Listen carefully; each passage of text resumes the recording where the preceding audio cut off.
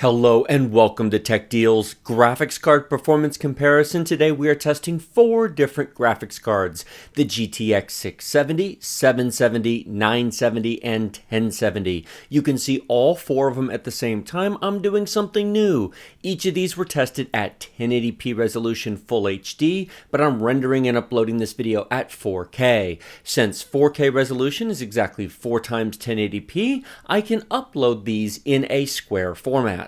i7 7700K, 5 GHz fixed, 16 gigs of RAM, DDR4 3200 MHz, and as I said, these are tested at 1080p resolution. In the upper left-hand corner, we have the GTX 670, upper right-hand corner is the 770, bottom left-hand corner is the 970, and then the bottom right-hand corner is the GTX 1070. Now, we are playing at 1080p. Do you need a GTX 1070 to play Overwatch at 1080p? Of course not. That's why we're getting over 150 frames per second. But if I were to set this game to 1440p or 4K, then the GTX 670 would struggle. So I had to pick something that would run it on all the cards. This particular video is not to show you which cards will play the game and which won't. All 4 cards will play Overwatch without any issue whatsoever at 1080p at epic detail. Every single detail was cranked to the max. We're at 100% render resolution. There's really no issues. Take a look at the frame rate on the GTX 670. We are at 60 frames per second, or well, thereabouts. Now the 770 is an improvement, and of course the 1070 is crazy fast.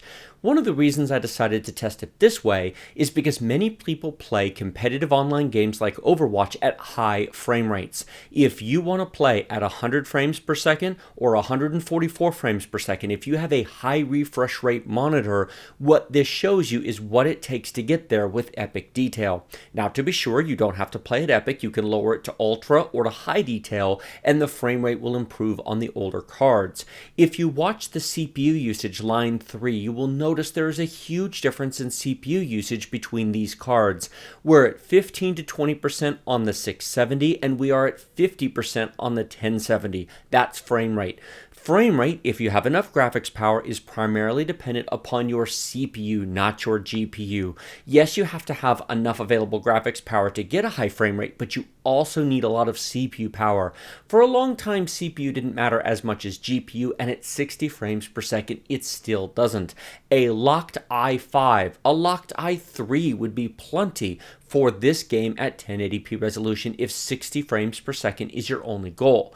But if 100 to 144 frames per second, then high-powered CPUs are actually a requirement. VRAM, however, is not. If you look at the VRAM usage on these cards, you'll notice that 2 GB is plenty for maximum detail at 1080p resolution in Overwatch. We are under 2 GB on all of these cards in all of these tests, so VRAM is not remotely an issue. Main system RAM, also not an issue. We're under 8 GB of RAM.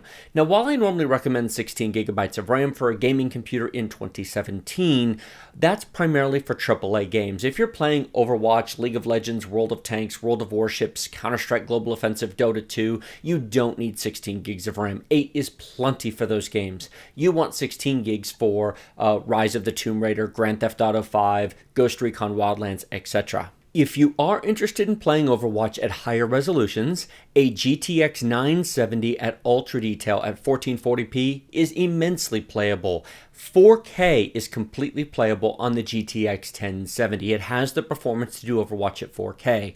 Now, it's not meant for AAA games. It's not meant for Battlefield 1, Rise of the Tomb Raider, The Division, etc. at 4K. It will really struggle there. But for Counter-Strike Global Offensive, for Overwatch, for World of Tanks, World of Warships, Dota 2, 4K GTX 1070 really is all you need and will cover you for the foreseeable future if that's something you're interested in.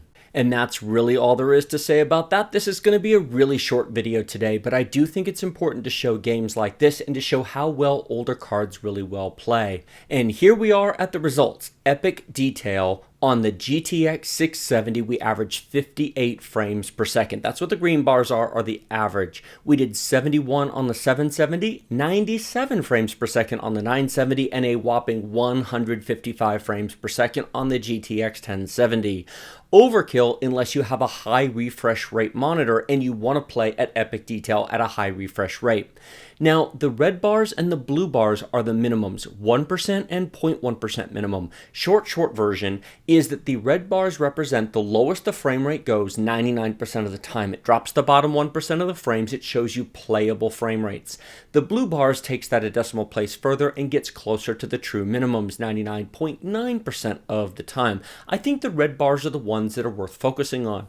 99% of the time, we had at least 47 frames per second on the 670, 55 frames per second on the 770, 80 frames per second on the 970, and 124 frames per second on the 1070. This is awesome.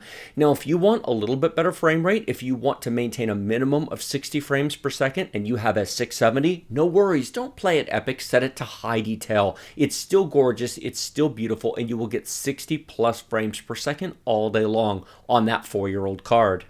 I hope this video was helpful and useful to you. Click that like button, share this video with your friends. Remember to subscribe to my channel. Check the video description for links to everything in this video. Please consider supporting me on Patreon. Links down in the description below if you are able to. If not, liking, sharing, subscribing, and commenting is also appreciated. Thank you so much for watching. I will see you in my next video.